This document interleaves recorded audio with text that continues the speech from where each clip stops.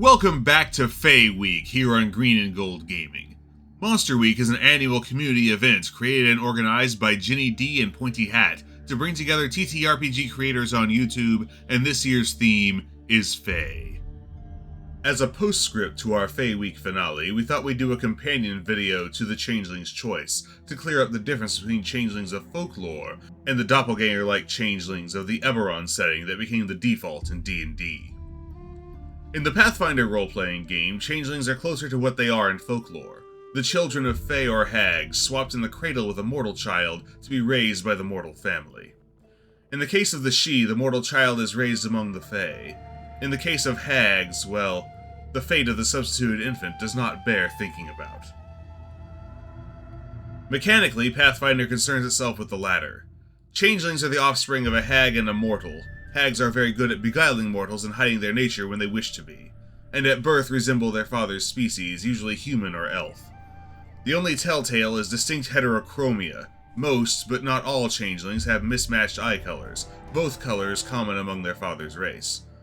Of course, heterochromia is not exclusive to changelings, but if your child had matching eyes one day and mismatched the next, you would be wise to consult a priest. Changelings have no idea of their heritage. At puberty, they begin to experience a psychic calling, the event chronicled in the Changeling's Choice, and if they heed it and seek out their mothers, they will be transformed into hags themselves in a blasphemous ritual. Even if they do not, however, difficult without outside aid provided their hag parent still lives, their hag blood will be with them for the rest of their lives. The changeling child of an Annis hag will develop a hulking physique befitting her giant mother. A green hag's offspring is naturally good at beguiling mortals who would be attracted to her gender, while a sea hag's daughter can hold her breath underwater for an unnaturally long time for a land-bound humanoid. In any case, their fingernails sharpen into claws, their skin toughens, and they gain dark vision. All of this happens as her calling approaches, and the voice of her mother urges her in her mind to murder her host family and seek the coven. Fortunately for the host families, this is not a magical compulsion and the choice remains with their adoptive daughter. This is not to say that hags don't stack the deck. After all, they don't play fair in any other endeavor either.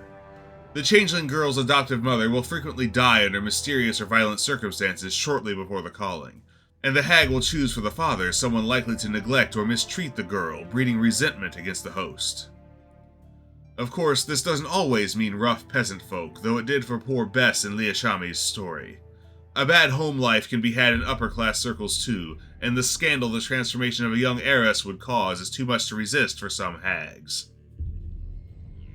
And for those that resist the calling, a life of virtue is not always guaranteed. After all, with the power an Unshi heritage grants, rising to authority through means savory or not is made far easier. Thus concludes our final video of Fae Week. Thanks again to Ginny D and Pointy Hat for organizing the event. Again, we return to our regular schedule next week with a character deep dive on Loris the Young Druid on Wednesday.